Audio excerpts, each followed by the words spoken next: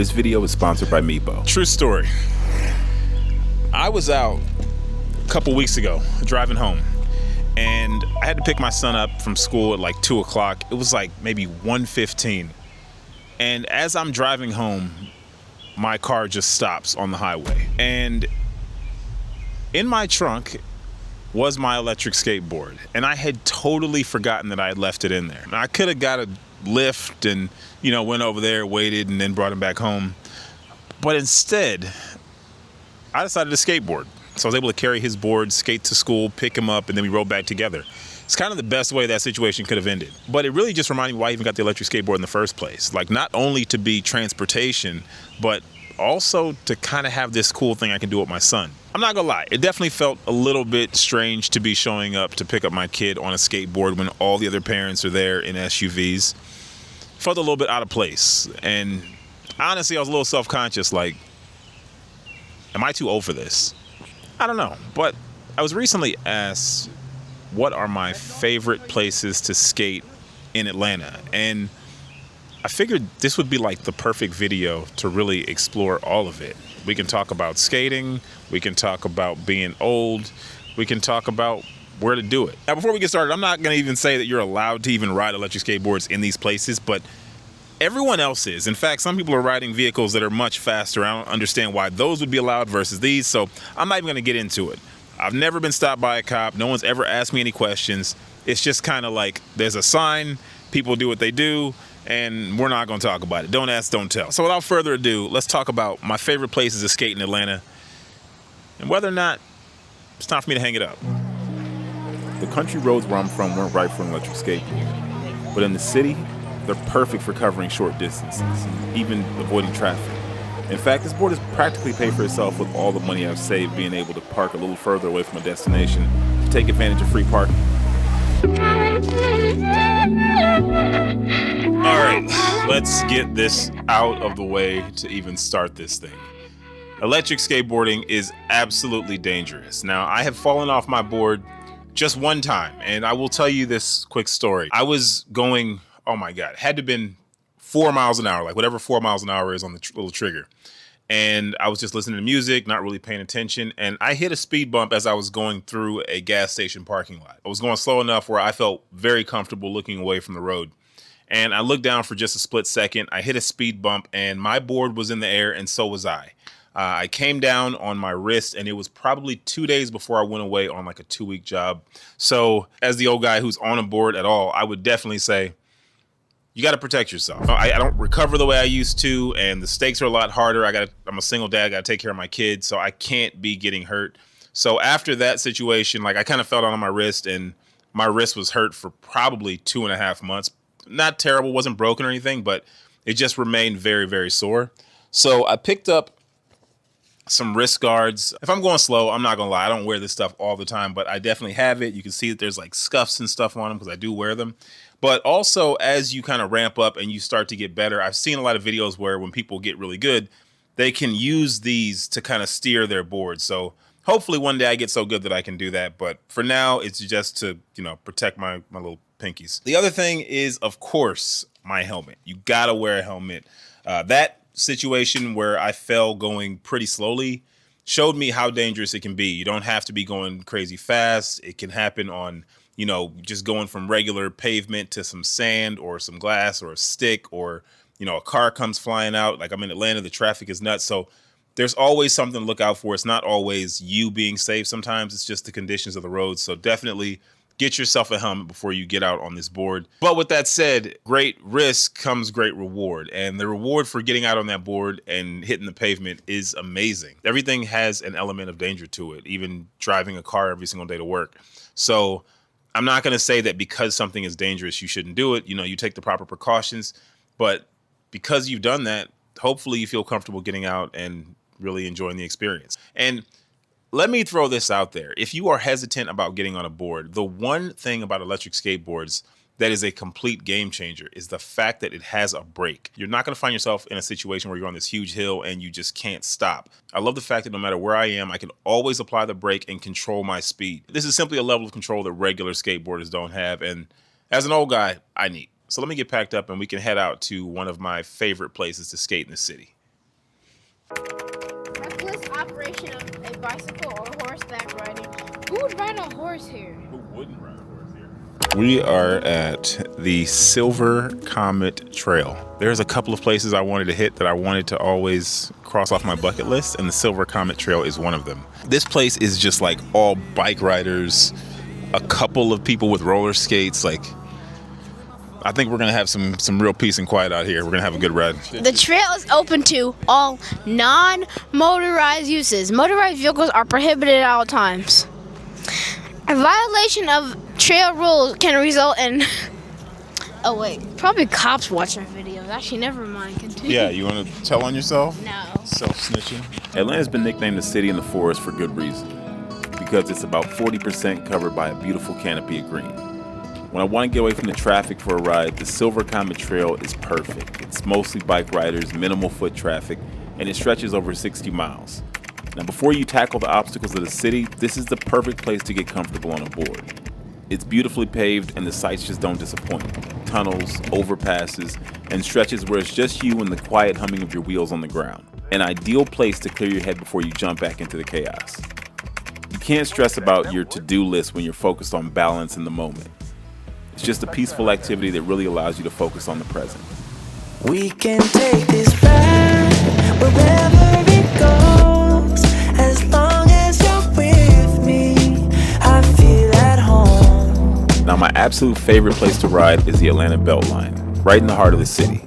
This place is lined with restaurants, shops, and with traffic, my board might be the fastest way to get across this part of town. It's hectic out here, so I definitely find myself leaning on the brake and taking it a bit easier. But I love coming down and grabbing a cup of coffee early in the morning or just walking around seeing other content creators doing their thing.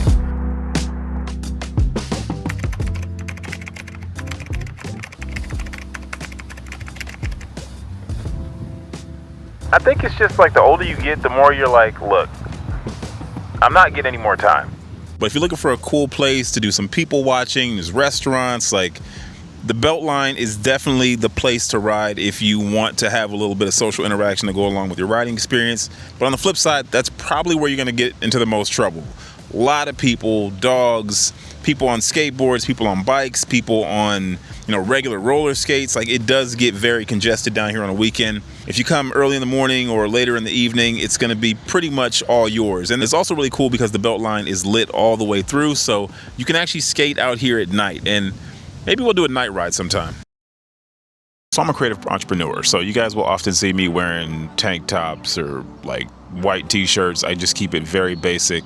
I'm not trying to impress anyone, but there was a time when I did have a corporate job, and probably the thing I miss most about it was dressing up every day. In that life, there's a lot of traditional way things are done, and I think probably the reason why I love my creative life so much more now is that I'm able to be free. Just any of that, like, I feel more myself. And I think if you are struggling over the question of if you're too old to do something, you are allowing, what society thinks to kind of determine decisions in your life, and you really shouldn't. As you get older, you're gonna get to the point where eventually you're gonna realize that no one really cares about you. Even if they express an opinion, even if they say some negative thing, even if they have a moment where they look at you funny, within a few seconds they're no longer thinking about it. It's just like you're not doing what they expect you to do. And it becomes clear the older and older you get that no matter which path you choose, you are the only one who is going to have to deal with those choices. I know there is that thing that you have always wanted to do and you're afraid. And the older you get, now you're like, oh, well, my body says I can't do that. Eventually, as you get older, you are going to run into some real limitations that are going to prevent you from doing the things that you once could have. When you're afraid of the judgment you might face, the one thing you're not thinking about is the joy that you're passing up on. Like, even getting out here and vlogging in public is definitely something that makes me uncomfortable. There's a dude right there right now. It's not going to make me not do what I want to do because he doesn't really care. And if I don't capture what I want to capture, I'm going to be the one with the regret. I enjoy doing it. And I think that's about all the reason you really need to do anything. The feeling of being on a board and just being kind of weightless, and like, it just takes me back to my childhood and watching Back to the Future and seeing Marty McFly on his hoverboard going through the city, and me thinking that would be so cool one day. And here we are in 2025, and we have hoverboards, and they don't do that. But we have also electric skateboards, which give you that speed. They give you that feeling. They're still wheels, but it's the closest thing you can get to capturing that feeling that I imagined that I would have one day as a child. And I'm not going to pass on the opportunity because I feel like I'm too old now. I never did get that hoverboard, but our sponsor might have sent me the next best thing, the Meepo V5. The V5 is equipped with dual 500-watt hub motors that can reach a top speed at 28 miles per hour. Not to mention the 4-speed smooth braking that can easily be adjusted to your level of comfort. And the 1.5A charging will have you back to 100% in about 3 hours with a range of around 11 miles. The V5 is ideal for anyone wanting to try out an electric skateboard, regardless of age or skill level. I want to thank our sponsor Meepo for believing in the vision and making this video possible. Great.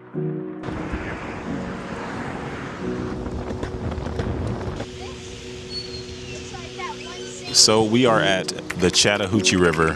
This location, I think, is the best of both worlds. You get trees, you get nice paved roads, you got water. Like, there's no businesses out here. There's nowhere to like go and get coffee or food or anything. But it's pretty peaceful. There's families out here walking, but it's pretty low key and no one minds us riding. Then there's like these really cool canopies where you can ride along and hit these bridges and just, you know, stay out of the sun and just have a good time. Like, I just love being out here. And there's a playground, so you bring the kids out here. They can go play while you chill and relax. And yeah, it's fun. What did you tell me that your teachers said when they saw me pull up on the skateboard that day? My teachers were talking about, why does your dad have a skateboard? And I'm like, why does it matter? What's wrong with a skateboard? And they were like, your dad showed up on a skateboard that day. Why did he do that? And I was like, what?